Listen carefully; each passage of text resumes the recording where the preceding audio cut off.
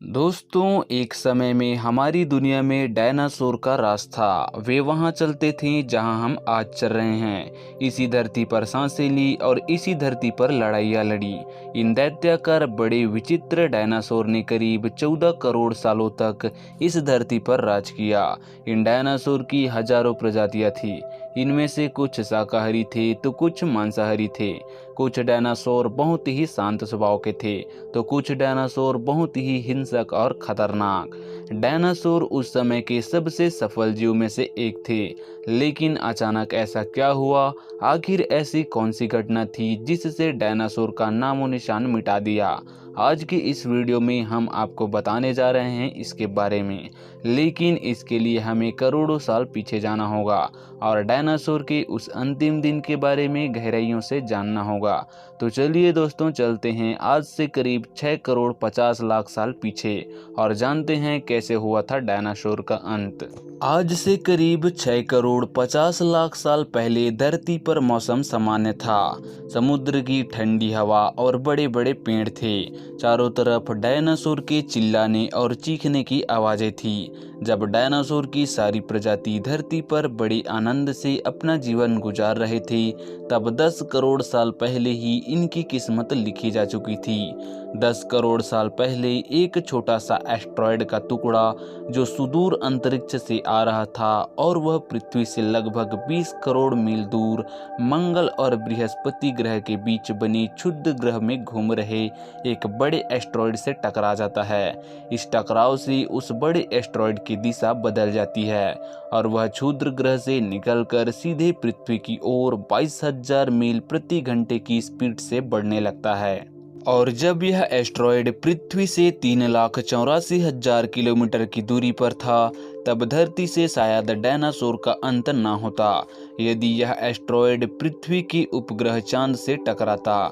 लेकिन नियति को कुछ और ही मंजूर था, इसलिए यह बड़ा एस्ट्रॉयड चांद के बहुत ही नज़दीक से गुजर गया। 40 किलोमीटर बड़ा यह एस्ट्रॉयड हर सेकंड पृथ्वी के नज़दीक बढ़ रहा था। जब यह एस्ट्रॉयड पृथ्वी के वातावरण के संपर्क में आया, तब इसकी रफ्तार बहुत ही ज़्यादा बढ़ गई।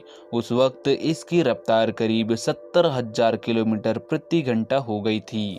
पृथ्वी के वातावरण में घर्षण के कारण एक भयानक आग के गोले में वो एस्ट्रॉयड बदल गया।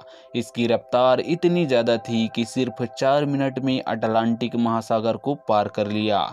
कुछ ही क्षण में यह एस्ट्रॉयड मैक्सिको की खाड़ी के पास जमीन से टकराता है और लगभग 35,000 डिग्री सेल्सियस की ऊर्जा वाला एक भयानक विस्फोट होता है। दोस्तों, इस टकराव का विस्फोट लगभग 10 हाइड्रोजन बम के विस्फोट के बराबर था। यह विस्फोट इतना शक्तिशाली था कि इसके टकराते ही धरती की लाखों टन धातु अंतरिक्ष में चली गई। टकराव वाली जगह पर करीब 180 किलोमीटर चौड़ा और 20 किलोमीटर गहरा गड्ढा पड़ गया। 16 मिनट 40 सेकंड बाद इस टकराव की वजह से धरती के अंदर चारों ओर बहुत ही बड़े भूकंप आने लगे। इसी वजह से समुद्र की विशालकाय लहरों का निर्माण हुआ और एक के बाद एक सुनामी की लहरें चारों ओर बनने लगी। भूकंप के कारण धरती पर मौजूद सभी सक्रिय ज्वालामुखी बाहर निकल गए, जिसकी वजह से हर जगह पर डायनासोर और कई सारे जीवों का विनाश शुरू हो गया। धरती के महाविनाश की प्रक्रिया आरंभ हो चुकी थी। इस भयानक विस्फोट से रेडिएशन की मात्रा इतनी बढ़ गई कि इससे 8 किलोमीटर के दायरे में आने वाली सभी जीव पूरी तरह से जलकर खत्म हो गए। दोस्तों, अब आपके मन में सवाल आ रहा होगा कि उड़ने वाले डायनासोर तो उड़कर बच निकले होंगे, तो वो कैसे खत्म हुए? लेकिन उड़ने वाले डायनासोर जमीन से तो बच निकले, पर जो मेटल पृथ्वी से अंतरिक्ष में गया था, वो ग्रेविटी के कारण आग के गोले बनकर पृथ्वी पर बरसने लगा, जिससे सभी उड़ने वाले जीव हवा में ही खत्म हो गए। विस्फोट के 40 मिनट बाद पृथ्वी का वातावरण लगभग 100 डिग्री सेल्सियस बढ़ गया, जिससे पेड़ पौधे वनस्पति सहित सारे जीव खत्म हो गए। विस्फोट के 90 मिनट बाद तापमान 200 डिग्री के ऊपर चला गया, जिसकी वजह से जो डायनासोर या अन्य जीव विस्फोट के इलाके से हजारों मील दूर थे, वे भी इस गर्मी से बच नहीं पाए।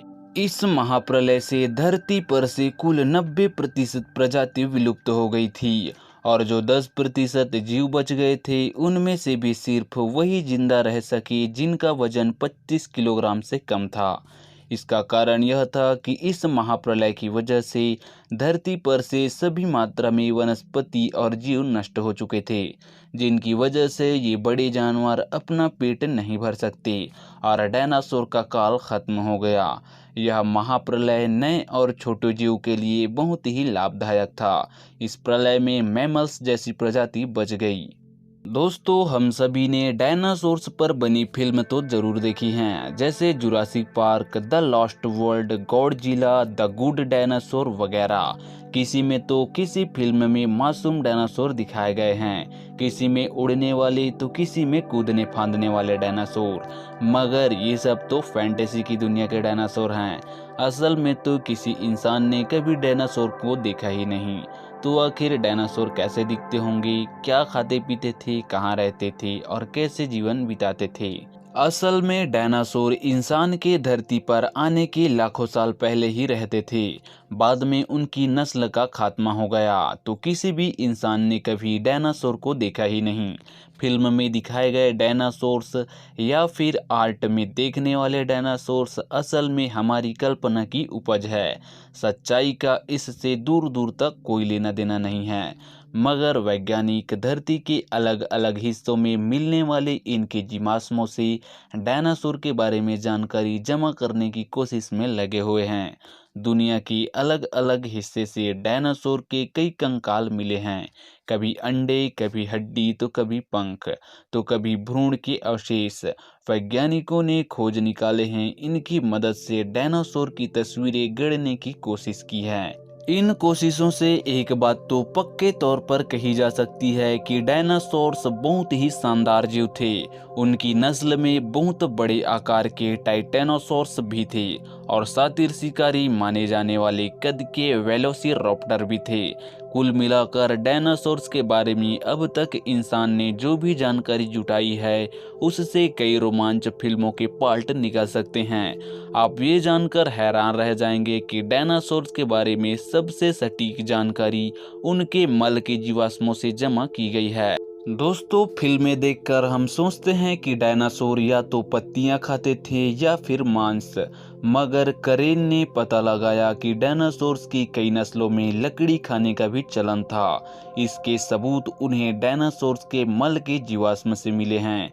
हालांकि उन्हें मांसाहारी और शाकाहारी दोनों तरह के डायनासोर के सबूत भी मिले हैं, लेकिन वैज्ञानिकों के हिसाब से डायनासोर्स जिस युग में रहते थे उस वक्त धरती पर ज़्यादा घास फूस नहीं थी।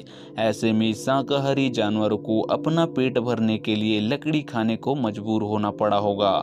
वैज्ञानिकों को 4 या 5 डायनासोर्स के पेट के जीवाश्म भी मिले हैं। इनमें से कुछ के पेट में तो फल के अवशेष मिले और कुछ के पेट में चीड़ के कांटे भी मिले। जिस विद्या में वैज्ञानिक डायनासोर्स के बारे में पढ़ाई करते हैं उसे जीवाश्म जीव विज्ञान कहते हैं। वर्षों तक हमें डायनासोर्स के बारे में बहुत कम जानकारी थी, ज़्यादातर कल्पना की ही उपज थी। उम्मीद है दोस्तों आप जान गए होंगे कि डायनासोर्स का अंत कैसे हुआ था। अगर आपके मन में कोई सवाल या सुझाव हो तो हमें कमेंट करके ज़रूर बताइएगा, और आप अगली वीडियो कौन से टॉपिक पर देखना चाहते हैं उसके बारे में हमें कमेंट करके ज़रूर बताएं। और साथ ही साथ इस वीडियो को शेयर करना और लाइक करना ना भूलें। और फ्यूचर में ऐसे ही इंटरेस्टिंग वीडियो देखने के लिए हमारे चैनल को सब्सक्राइब ज़रूर कर लें।